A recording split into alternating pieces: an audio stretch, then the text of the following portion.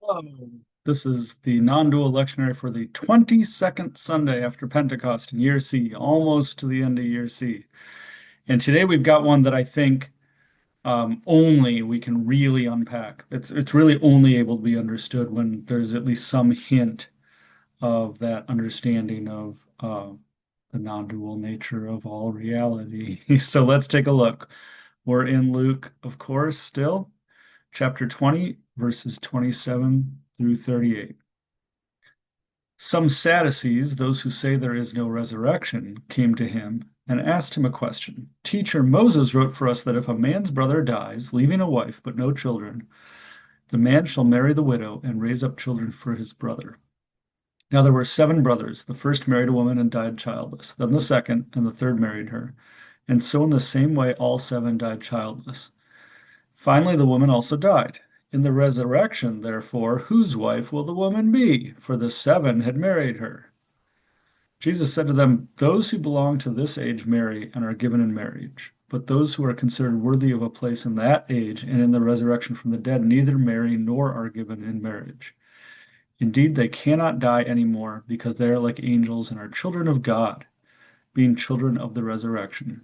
And the fact that the dead are raised, Moses himself showed in the story about the bush, where he speaks of the Lord as the God of Abraham, the God of Isaac, and the God of Jacob. Now he is God not of the dead, but of the living, for to him all of them are alive.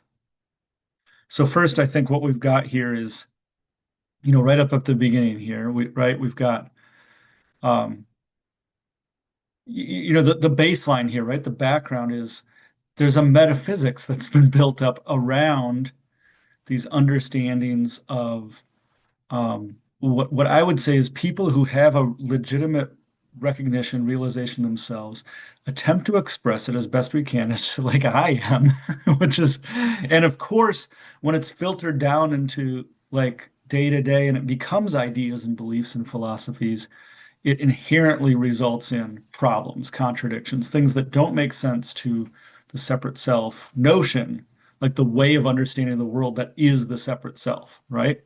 And so here's one of them, right? Well, we under they say there's no resurrection. So, but we hear you, Jesus is saying there's a resurrection, right? Resurrection here, I think when we come to the end, it doesn't have to mean corporeal reanimation of a body, right?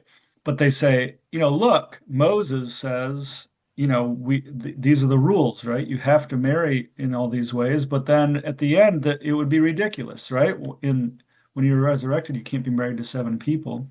And Jesus just speaks from this is Jesus as manifesting true nature, right? He just speaks from true nature here. He undoes the problem, right?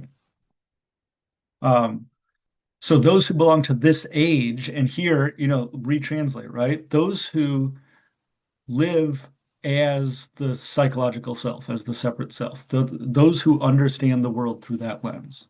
Marry and are given in marriage, sure, those separate selves unite but those who are considered worthy of a place and in that age and in the resurrection from the dead, neither marry nor are given in marriage.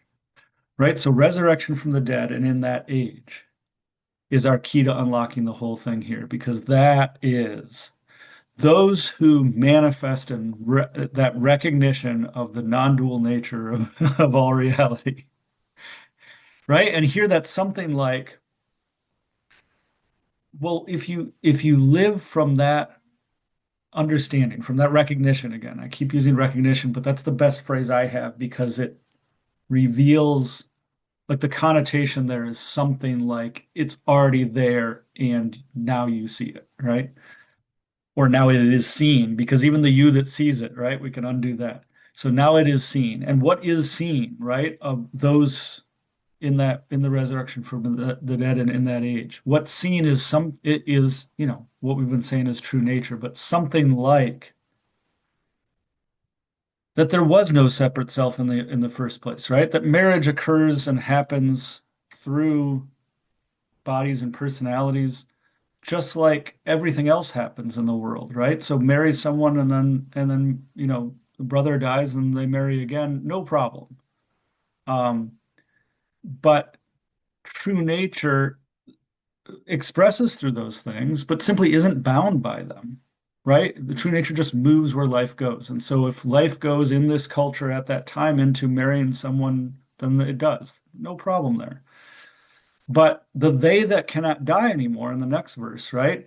Isn't that personality, isn't that separate self. It's that true nature that's simply just moving as life. And so, Jesus, again, he's undoing the whole problem because he references back to Moses himself, right? And says, well, Moses is telling you that there's a resurrection from the dead.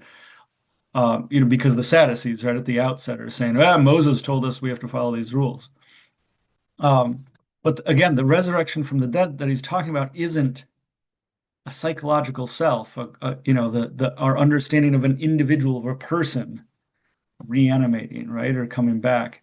But as long as the Sadducees here, but any of us are operating in the world through that lens, things don't make sense sometimes. These these messages that get passed down from the people that have explored, recognized that are passing on this wisdom that is true, right? That are passing on deeply. Hey, this is what is.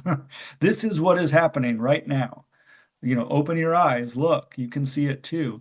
But those who are passing that down, it inevitably creates these problems to the separate self, to the psychological self, but the problems simply disappear through that that true lens, right? Through the recognition of what is. The problem disappears.